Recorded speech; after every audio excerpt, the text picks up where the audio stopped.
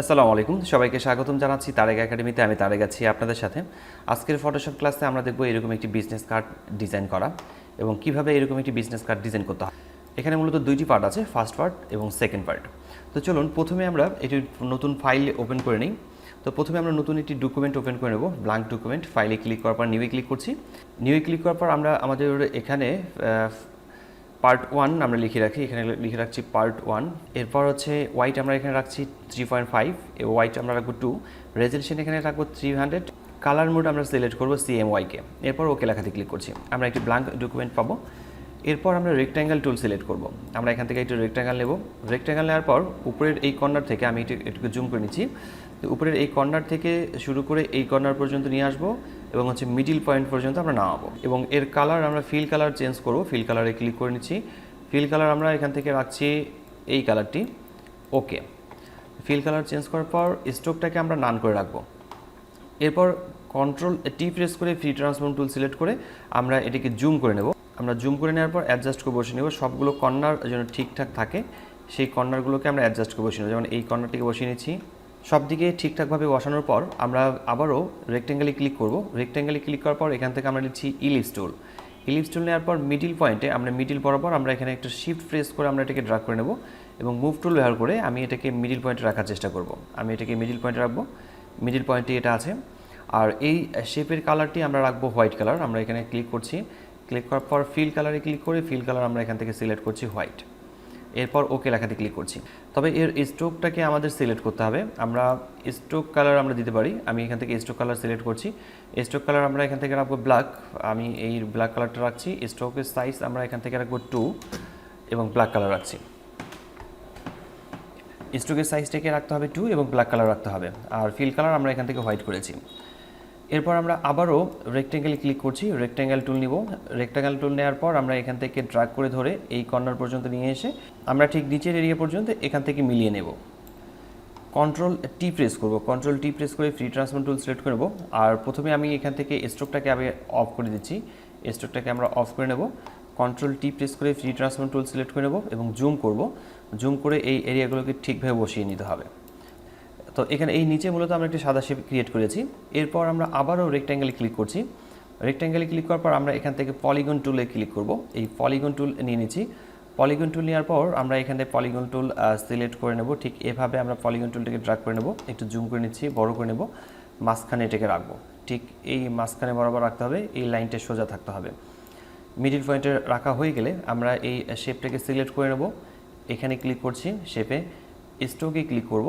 স্ট্রোকের কালার আমরা এই ব্ল্যাক কালারটি রাখবো। আমরা স্ট্রোকের কালারটা আমরা এই সেম কালারটা রাখছি। এরপর ওকে লেখাতে ক্লিক করছি এবং স্ট্রোকের সাইজ আমরা এখান থেকে সিলেক্ট করব 2। আমরা এর ভিতরে আমাদের প্রতিষ্ঠানের একটি লোগো ইনসার্ট করব। আমরা এখানে আমাদের প্রতিষ্ঠানে একটি লোগো ইনসার্ট করেছি। আপনারা ড্র্যাগ করে ধরে যে কোনো লোগো এখানে ইনসার্ট করতে পারবেন অথবা এখানে কোনো কিছু লিখলেও লিখতে পারেন। এরপর আমরা আমাদের প্রতিষ্ঠানের নাম এখানে টাইপ করব।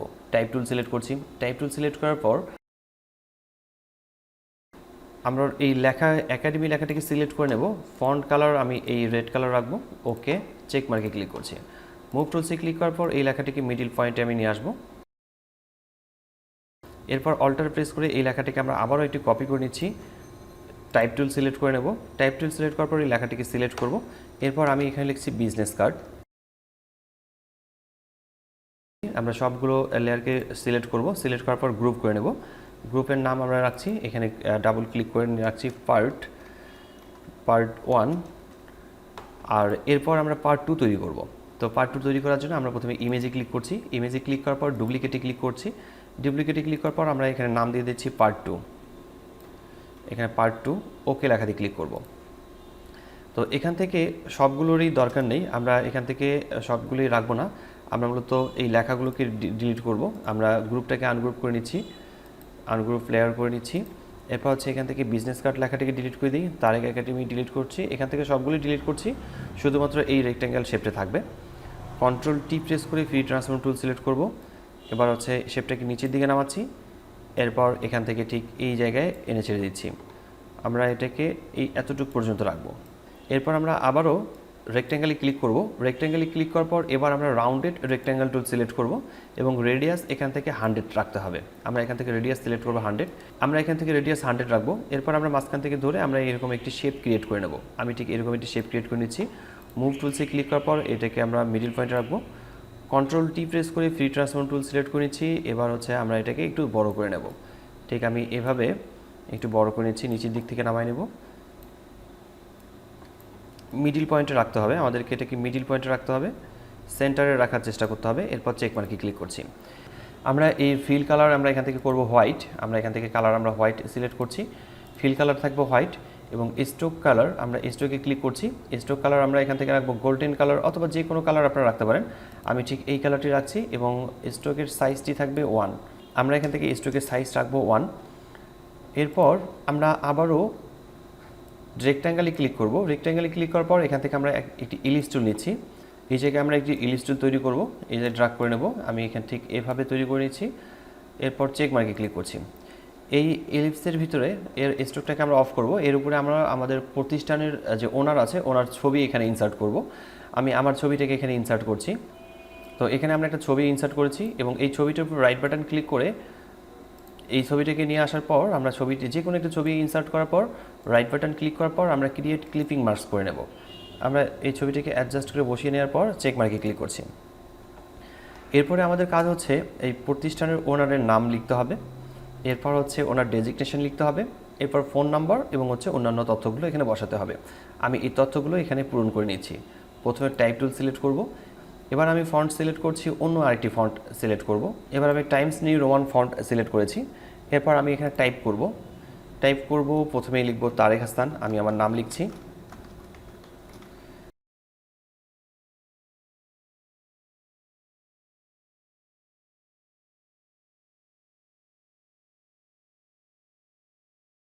এরপর আমরা বিভিন্ন ধরনের আইকন বসিয়েছি এবং ইনফরমেশনগুলো পূরণ করেছি। ঠিক এভাবে আমরা কার্ডটি তৈরি করেছি। এটি একটি ফ্রন্ট পার্ট।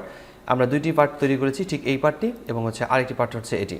তো ঠিক এভাবেই আমরা ফটোশপে বিভিন্ন ধরনের শেপ ব্যবহার করে বিভিন্ন ধরনের আইডি কার্ডের ডিজাইন তৈরি করতে পারি। আশা করি বিষয়টি বুঝতে পেরেছেন। কোথাও সমস্যা হলে কমেন্ট বক্সে কমেন্ট করে জানাতে পারেন, আমি প্রতিটি কমেন্টে রিপ্লাই করি। আজকের টিউটোরিয়ালটি এখানে শেষ করছি। দেখা হচ্ছে ফটোশপের নতুন কোনো টিউটোরিয়ালে। ততক্ষণ পর্যন্ত ভালো থাকবেন, সুস্থ থাকবেন। ধন্যবাদ সবাইকে। আল্লাহ হাফেজ।